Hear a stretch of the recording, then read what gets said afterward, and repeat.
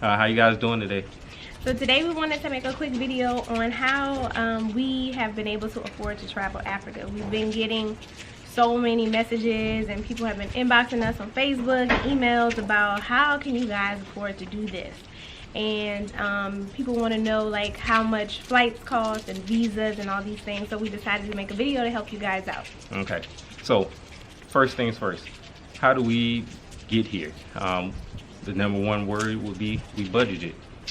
We saved our money and we came up with an amount of money that we thought was sufficient for our move here to Africa, and that has been giving us the ability to sustain our travels across the continent thus far. You can check out the link. We actually wrote a blog about it back in, I think, October, and it's on the blog. You can check the link below and you can see how we padded our funds in order to be able to take our trip. Now, the first thing we did, obviously, is we bought a ticket to the continent.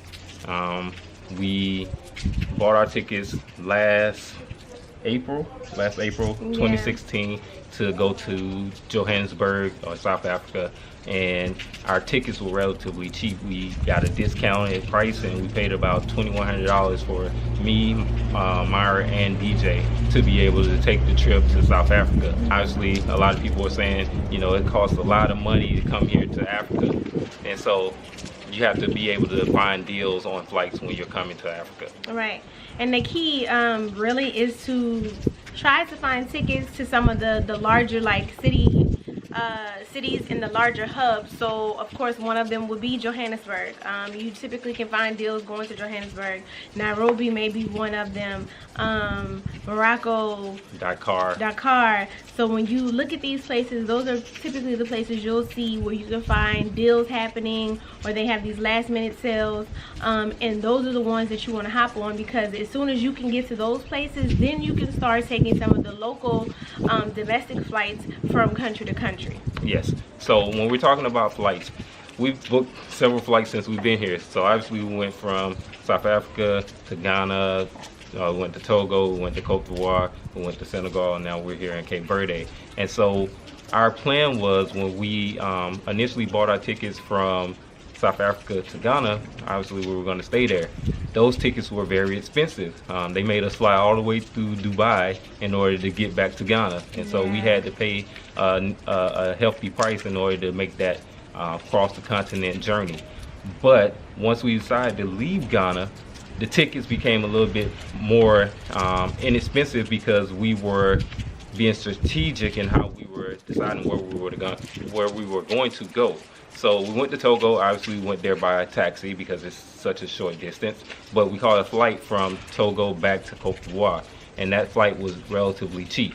One of the things that we've tried to do is, when we're booking our flights, we not only look through multiple search engines to find the best price, but we also try to book multiple destination flights.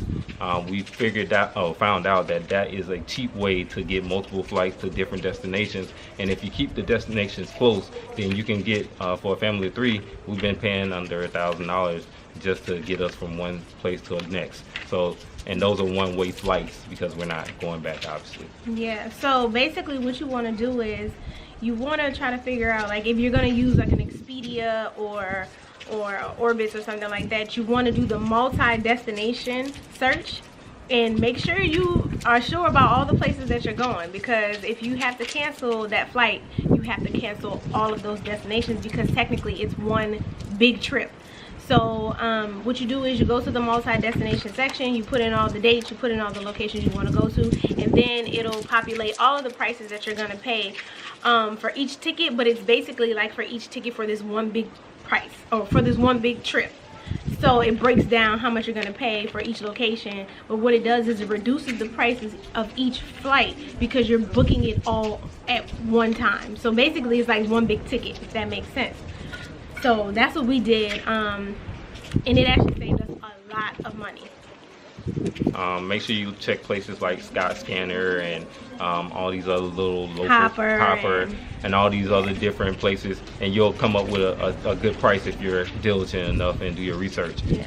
Another quick tip is, you guys, make sure you check the domestic airlines that they have here. Some of the top ones that we found to work very well for us: South African Airways, Kenyan Airways, and Ethiopian Airways. Once you get to a place, you got to figure out where you're going to stay, right? Most people want to stay in hotels, but the hotels can be pretty costly. And for us, that wasn't the route we wanted to go, because we wanted to experience being on our own, being in the neighborhood. So we decided to go with Airbnb. Now, we know a lot of people, some people don't like Airbnbs. They don't like staying in somebody else's house or whatnot. But for us, it works out very well, and we found out a few tricks in order to be able to stay at Airbnbs and get the full experience of the country while we're there. So first things first, we noticed that when we put in the search engine on Airbnb that it was 2 adults and 1 child, there was a lot of choices that were excluded because we obviously added a child. Once we took DJ off and we just added the 2 of us, well, we noticed that there was a lot of places that we can stay and we can make do if it was allowed. So we traveled with a blow-up air mattress for DJ. So we don't need 2 bedrooms necessarily. So some of the really nice studios or really nice 1-bedrooms that were spacious enough, we can get those, and he can just have his own little space and we can use his blow-up. So that's one little trick that we found. Take the kids off. The second tip that we found out with Airbnb is obviously you get discounts sometimes depending on the Airbnb owner. They will give you a discount, 5% if you stay a week or whatnot. What we found was that if you stay a month, you get bigger discounts. And so we've stayed at places where they've taken up to 50% off of the price, and therefore we were paying way less than we would pay for staying maybe like 2 weeks. If you can, look for those discounts. A lot of places give them. However, in West Africa, we found that is not really the case. Whereas in some of your bigger cities that might be like Johannesburg, they do that type of stuff, or maybe Kenya, they might do that. But in some of these West African countries, I don't know if they're not hip to the game yet, but they don't give too many discounts. Yeah, it's like you pay for what you pay for. And so, I mean, you just have to be strategic about how you go about looking for places to stay in West Africa. Airbnb is not as big as other places on the continent, but they do have them. How do we afford to live once we get where we're going? Okay, so let's just talk about your basic necessities. Obviously, if you're staying in an Airbnb, water's paid for, electricity's paid for. In some cases. In some cases, we'll talk about that. So really what you're doing is you have to eat, right? And so obviously when you're staying in an Airbnb, you have the ability to cook, which we absolutely love, because you'll also find when you're traveling, sometimes you want to eat things that are familiar. You want to cook your own food. You want to just, feel like you're at home. So having an Airbnb, having a kitchen, things like that, it really works out for us, and it helps us to keep the costs low. When we do go out to eat, we've noticed with our son, and this might be different per family, but at least with our son, whenever we order him food, he doesn't eat it. He doesn't eat it all, and we are stuck paying, for a person to eat, and he's not consuming the food, so we're wasting money. So this has been something that we've noticed even when we were back in LA, that DJ, we can get food and we share food with DJ, and he eats his food and we eat our food, and we're all perfectly fine. That works for us, and it helps us to save on costs when we go out to eat. That might not work for everyone, but that's just something that we do. If you decide to eat out, try to eat locally. Like, find some little mom and pop spots that you can go to where they sell some of the local dishes you guys can get familiar with, trying some of the local food. Yes. That is, that people in that particular country that you're in like.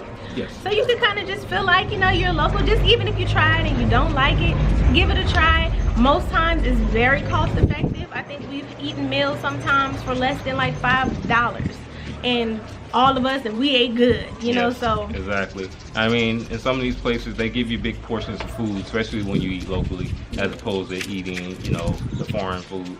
You get big portions. So, I mean, when we were in Senegal, we were eating the jollof with the fish, and like Myra said, I paid less than $7 for us to eat on, and we had leftovers. We're not buying a lot of stuff because obviously we're traveling around. Our goal is to get rid of stuff. So a lot of people, when they go on to these countries, they go buy, the big masks and all the art and all this stuff, and we're shying away from those type of things. So that's obviously keeping our budget down Yeah. because we're not buying stuff like that. Like Mara said, we're buying food and other necessities. You know, if we have to go to the dentist or if we have to go to the hospital or anything like that, we're paying for those type of things. And luckily, we haven't been sick and we haven't done any of those things since we've been here. So we haven't had that expense as an expense since well, we've been on the to country. the dentist, but Yeah. outside of that, we haven't been like to the hospital or anything like that. So we haven't had those costs. But you guys know that the goal is for us to live like we live here. Yes. So we're not traveling as if we're tourists and we're collecting a bunch of stuff and, you know, we're doing a bunch of touristy activities. Like, we might do something here and there just to get out and experience some of the tourist activities that they have, but that is not our goal. Usually we're living like we would be living here, and that is the goal. If you're going to travel through Africa or you're going to visit some of these African countries and stay at the Airbnbs, one thing that you need to be aware of is some of them, they might have you pay for certain utilities.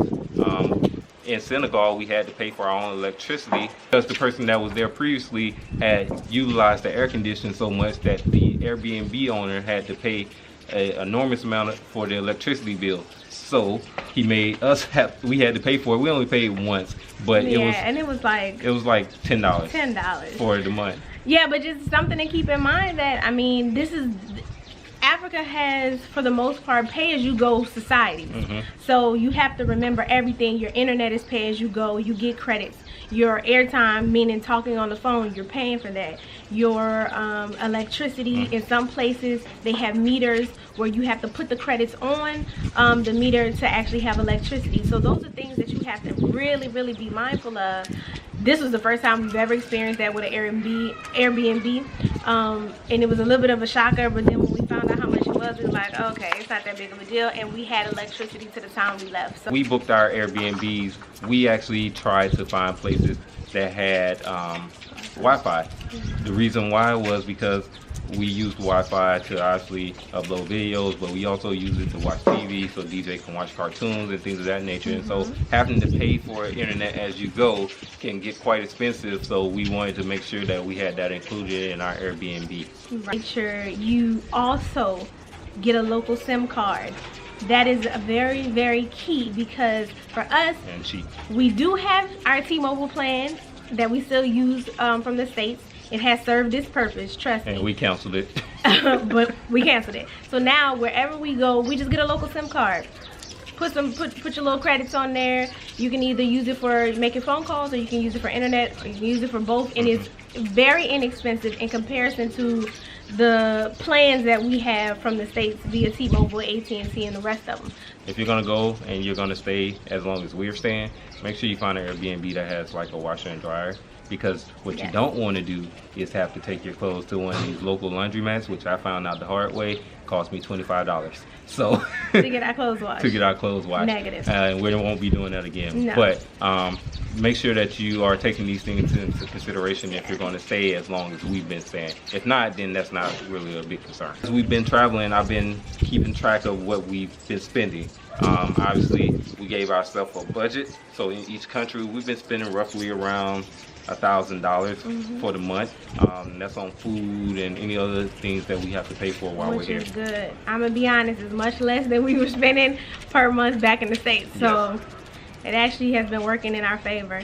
If you have any more questions and concerns, guys, leave them in the comment section below.